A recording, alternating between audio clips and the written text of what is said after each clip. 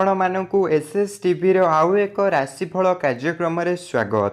ଏହି ମାସରେ ଏମିତି କେତୋଟି ରାଶି ଅଛି ଯାହାକି ଅତ୍ୟନ୍ତ ଶୁଭଦାୟକ ରହିଛି ଆଉ ସେହି ରାଶିର ବ୍ୟକ୍ତିବିଶେଷଙ୍କଠାରେ ବହୁତ କିଛି ବଦଳିବାର ସମ୍ଭାବନା ରହିଛି। ମାସ ପରେ ସେହି ସବୁ ରାଶିଗୁଡ଼ିକ ମାନଙ୍କର ଭଲ ଦିନ ଆରମ୍ଭ ହେବାକୁ ଯାଉଛି ଆଉ ତାଙ୍କର ପ୍ରତ୍ୟେକ ଦିନ ଶୁଭ ହେବାକୁ ଯାଉଛି ଏବଂ ମା ଲକ୍ଷ୍ମୀଙ୍କର କୃପା ରହିବାକୁ ଯାଉଛି। ଏସବୁ ରାଶିଗୁଡ଼ିକ ଜାଣିବା ପୂର୍ବରୁ ଆପଣମାନେ ଏହି ଚ୍ୟାନେଲକୁ ପ୍ରଥମ କରି ଆସିଥିଲେ ତଳେ ରେଡ୍ କଲରର ସବସ୍କ୍ରାଇବ୍ ବଟନ୍ ଅଛି, କ୍ଲିକ୍ କରିନେବେ। ପାଖରେ ଯେଉଁ ବେଲ୍ ଆଇକନ୍ଟିକୁ ଆସିବ ତାକୁ କ୍ଲିକ୍ କରି ଅଲ୍ କରିଦେବେ। ଆପଣଙ୍କୁ ଏଇଭଳି ଭିଡ଼ିଓ ସର୍ବପ୍ରଥମେ ମିଳି ରହିବ। ପ୍ରଥମ ରାଶିଟି ହେଉଛି ମେଷ ରାଶି। ମେଷ ରାଶି ବ୍ୟକ୍ତିଙ୍କଠାରେ ମା ଲକ୍ଷ୍ମୀଙ୍କର କୃପା ରହିବାକୁ ଯାଉଛି। ଏହି ମାସଠୁ ଭଲ ସମୟ ଆରମ୍ଭ ହେବାକୁ ଯାଉଛି। ହେଉଛି ତୁଳା ରାଶି। ଏହି ରାଶିର ବ୍ୟକ୍ତିବିଶେଷଙ୍କ ମାନଙ୍କର ଅଟକି ରହିଥିବା ଭଲ କାମ ଆରମ୍ଭ ହେବାକୁ ଯାଉଛି। ଯଦି ଅଶାନ୍ତି ଲାଗି ରହିଥିବ ତାହା ବି ଦୂର ହେବାକୁ ଯାଉଛି।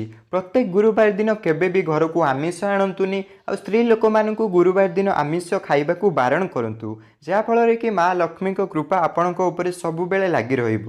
ହେଉଛି କନ୍ୟା ରାଶି।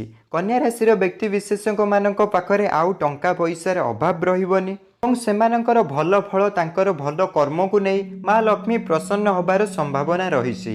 କନ୍ୟା ରାଶିର ବ୍ୟକ୍ତିବିଶେଷମାନେ ଯଦି ଭଲ କାମ ଭଲ କାର୍ଯ୍ୟ କରୁଛନ୍ତି ତାହେଲେ ମା ଲକ୍ଷ୍ମୀ ତାଙ୍କ ଉପରେ କୃପା ପକାଇବେ ଏବଂ ତାଙ୍କ ଉପରେ ଧନର ବର୍ଷା ହେବ। କନ୍ୟା ରାଶିର ବ୍ୟକ୍ତିବିଶେଷମାନେ ଯଥାସମ୍ଭବ ଭଲ କାର୍ଯ୍ୟରେ ମନ ଦିଅନ୍ତୁ।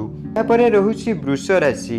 ବୃଷ ରାଶିଙ୍କ ବ୍ୟକ୍ତିବିଶେଷଙ୍କ ମାନଙ୍କ ପାଖରେ ଯଦି ଦୁଃଖ ଲାଗି ରହିଛି ତାହେଲେ ଏହାପରେ ତାଙ୍କର ଖୁସି ଆରମ୍ଭ ହେବାକୁ ଯାଉଛି।